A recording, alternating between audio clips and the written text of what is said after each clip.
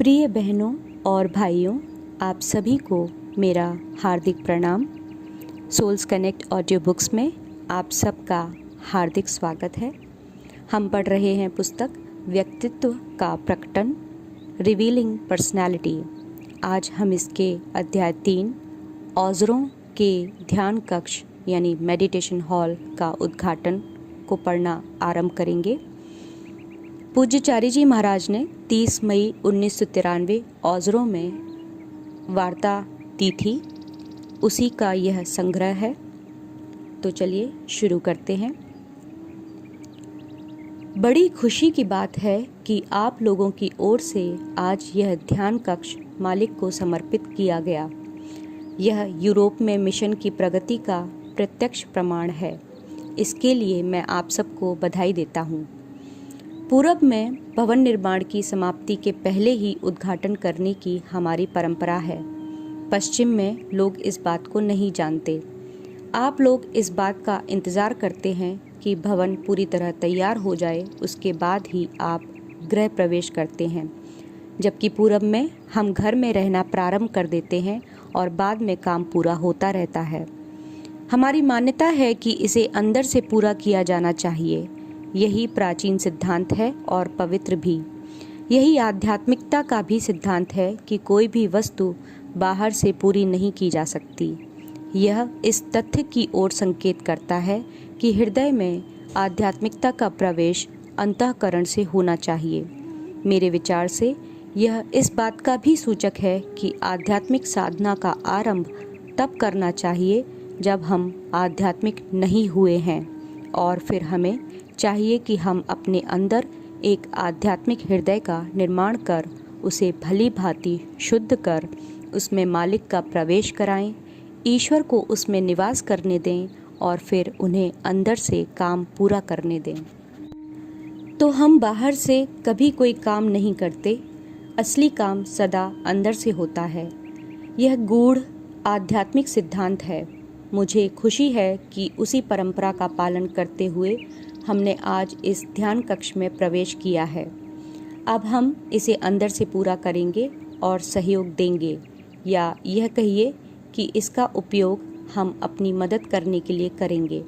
अपने चित्त को भीतर से पूरी तरह शुद्ध करने में एवं हृदय को समर्पित करने में इसका उपयोग करेंगे। मेरे विचार से 2 दिन पहले लॉन में बात करते हुए मैंने आप लोगों से इस बात पर जोर दिया था कि यह बहुत ज़रूरी है कि आध्यात्मिकता को आप अपने जीवन का मात्र एक हिस्सा, एक गतिविधि, एक कार्यक्षेत्र या एक अभिरुचि ना समझकर उसे पूर्ण रूप से आध्यात्मिक जीवन मानें। अर्थात हम ऐसे जिएं कि हमारा पूरा जीवन आध्यात्मिक हो। मेरा एक मित्र मजाक किया करता था, तुम शौचालय में जाकर बैठने को आध्यात्मिक गतिविधि कैसे कह सकते हो? मैंने कहा, ईश्वर ने तुम्हें ऐसा बनाया है कि भोजन करने के बाद उसमें जो आवश्यक तत्व होता है वह तो शरीर में मिल जाता है, बाकी बचा हुआ अनावश्यक पदार्थ शरीर द्वारा बाहर फेंक दिया जाता है। यह जंगल में आरा मशीन से लकड़ी काटने से कैसे भिन्न है? लकड़ी के कारखाने में जब हम इसे डालते हैं, एक ओर से चिरी हुई लकड़ी निकलती है और दूसरी ओर से छीलन और बुरादा। अब बुरादे को तो हम गंदा, अपवित्र या बदबूदार नहीं कहते। बुरादा तो बुरादा है। आजकल इसमें गोंद मिलाकर पुनः लकड़ी का रूप दे देते हैं, जिसे प्लाईवुड कहते हैं। लेकिन जब कोई चीज़ परिवर्तित की जाती है तो रसायन शास्त्र की भाषा में हमें इसका बाय प्रोडक्ट भी प्राप्त होता है। यह मानवीय चतुराई है कि वह इस बाय प्रोडक्ट का पूरा उपयोग करता है। इस तरह प्रकृति हमें जो भी प्रदान करती है, हम उसका यथासंभव अधिकतम उपयोग करते हैं। देखा जाए तो ऐसी कोई वस्तु नहीं होती जिसे सड़ा, बदबूदार या बेकार कहा जाए। सड़ांध, दुर्गंध, यह हमारा विचार है। प्रकृति में किसी भी चीज़ में दुर्गंध नहीं होती। जैसे रंगों का वर्णक्रम होता है, उसी तरह गंध का भी एक सिरे से दूसरे सिरे तक वर्णक्रम होना चाहिए। वर्णक्रम के बैंगनी, नीले, गुलाबी, हरे, पीले, नारंगी, लाल रंग में से कोई एक रंग हटा दें तो वर्णक्रम अधूरा रह जाता है और हमें सफ़ेद प्रकाश नहीं मिल पाता। मैं तो इस कथन से भी सहमत नहीं हूँ कि सफ़ेद प्रकाश इन 7 रंगों से मिलकर बना है। इसलिए यह कहना कि मानवीय परिस्थितियाँ सुख और दुख से बनती हैं, मैं नहीं मानता। यह कहना कि मनुष्य सफ़ेद, काली और पीली प्रजाति के होते हैं, मैं नहीं मानता। यह एक दूसरा वर्णक्रम है और जो कोई भी जातिवाद प्रवृत्तियों के वशीभूत होकर अन्य जाति या वर्ण को नष्ट करना चाहेगा, वह मनुष्य के ब्रह्मांडीय वर्णक्रम को हानि पहुंचाएगा और अंजाम बाकी सभी को भुगतना पड़ेगा। आप पियानो से रे या सा के सुर नहीं हटा सकते। कुछ संगीतज्ञों की भांति यह नहीं कह सकते, मुझे तो केवल मा पर या सा पर आधारित संगीत ही पसंद है। तब भी आप पियानो नहीं बजा सकते। संगीत वादन के लिए सभी सुरों का होना ज़रूरी है। हो सकता है हम सप्त सुरों को नए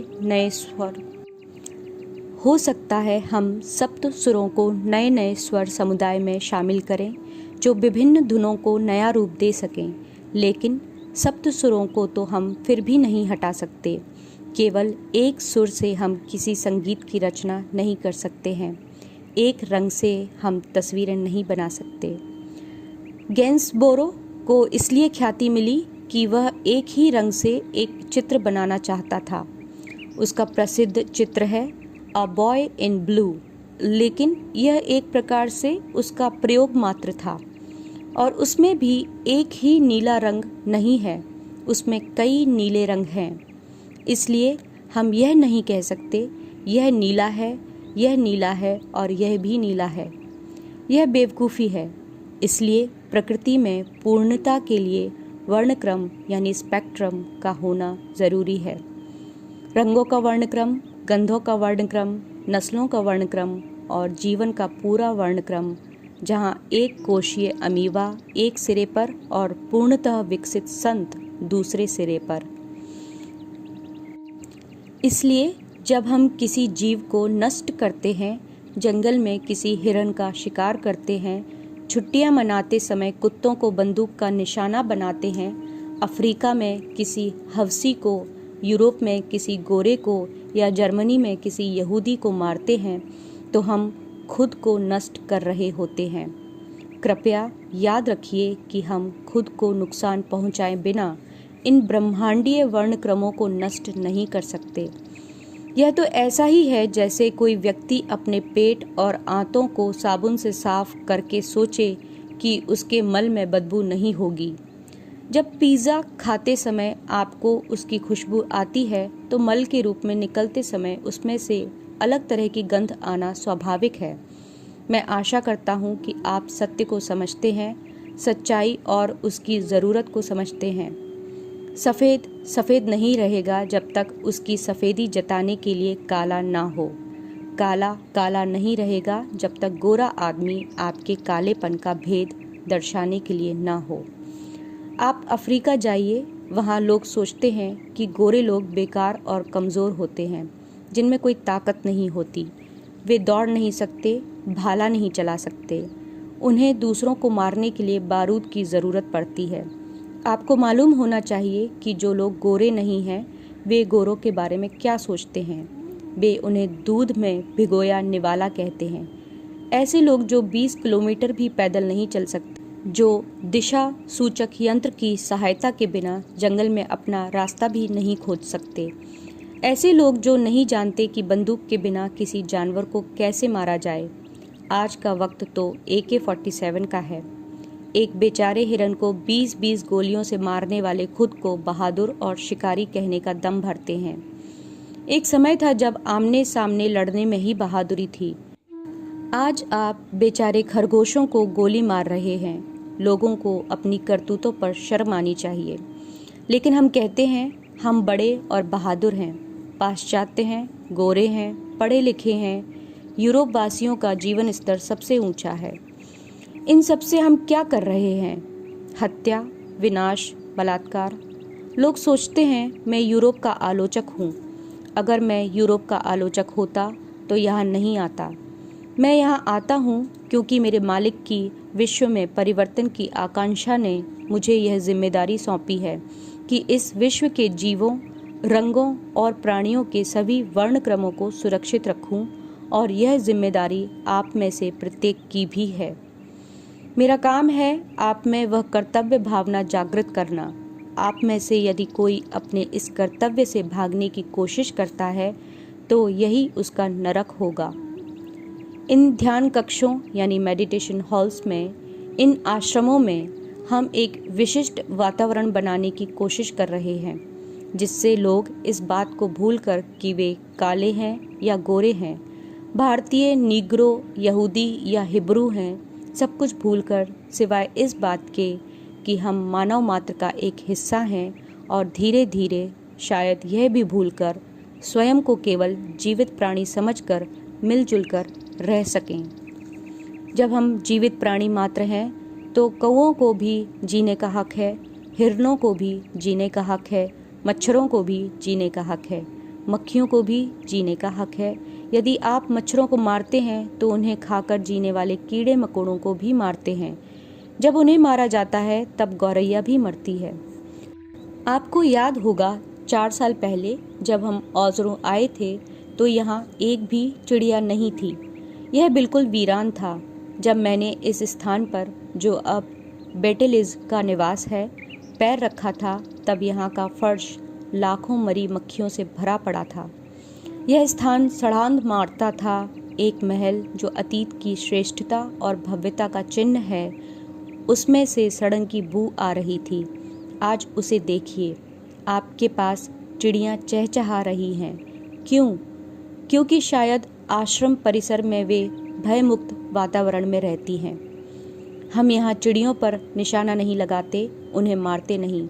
शायद किसी दिन हम अपने घास के मैदान में खरगोशों को फुदकते देखें। मैं तो आशा करता हूँ कि किसी दिन एक शर्मीला हिरण भी बाड़ के किसी कोने से मुंह निकालकर झांकेगा। मुझे विश्वास है कि मेरी आशा एक दिन जरूर पूरी होगी और वह दिन हर्ष भरा होगा। अगर आप बम्बी जैसी पुरानी बाल फिल्में देखें तो उनमें आपको तरह तरह के जीव देखने को मिलेंगे। इसमें कौन सी बात है जो बच्चों को उत्साहित करती है? बम्बी के जन्म पर नगाड़ा बजता है तो जंगल के सभी जानवर जमा होते हैं। क्या इस दृश्य से बच्चे मंत्रमुग्ध नहीं हो जाते? आप अपने बच्चों और दूरदर्शन का क्या करेंगे जब उन्हें दूरदर्शन पर दिखाने के लिए ना विविध प्रकार के जीव होंगे और ना गाते हुए पंछी?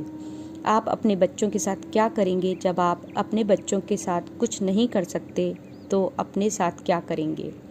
याद रखिए, हमें आज हर चीज़ की ज़रूरत है क्योंकि हमारे बच्चों को कल हर चीज़ की ज़रूरत होगी और उनकी संतानों को कल इन जीवों की अधिकाधिक ज़रूरत होगी।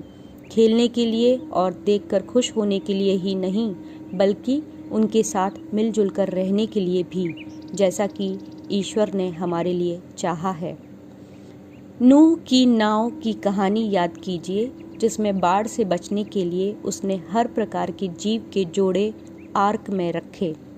जीवन सुरक्षित रखने के लिए उस अद्भुत नाव पर एक गोरा पुरुष और गोरी स्त्री क्यों नहीं रख ली? क्या आप समझते हैं कि नूह मूर्ख था, या आप सोचते हैं कि बाइबल लिखने वाले मूर्ख थे? क्या आप सोचते हैं कि पूर्व विधान यानी ओल्ड टेस्टामेंट में वर्णित संत और पापी मूर्ख थे? हर वस्तु का जोड़ा क्यों? और बाढ़ उतरने का शुभ समाचार कौन लाया? चोंच में पत्ती दबाए एक चिड़िया। इसलिए नूह की नाव में सुरक्षित रखे वनस्पति, पशु पक्षी और अन्य सभी जीवों की नई सृष्टि हेतु योजना आज भी उतनी ही शाश्वत और प्रासंगिक है जितनी की पहले थी। आपको जीवन के पूर्णत्व के लिए सभी वस्तुओं की ज़रूरत है। केवल आपकी पाश्चात्य लोगों की, बंदूकधारी गोरे लोगों की या हर काले मूर्ख व्यक्ति की ही नहीं, सड़ान मारते सभी प्रकार के द्रव्यों की भी ज़रूरत होती है। ये सब भी आपके जीवन के अपरिहार्य हिस्से हैं। अगर आपका चेहरा गोरा है तो क्या आपके बाल काले नहीं हैं? आपकी आंखें चमकीली हैं परंतु आपके मुंह से दुर्गंध आती है। इस अध्याय को हम यहीं विराम दे रहे हैं। इसे हम अगले सत्र में पूरा करेंगे। तब तक के लिए आप सभी का हृदय से धन्यवाद है और आभार। शीघ्र ही मिलते हैं। बहुत बहुत धन्यवाद।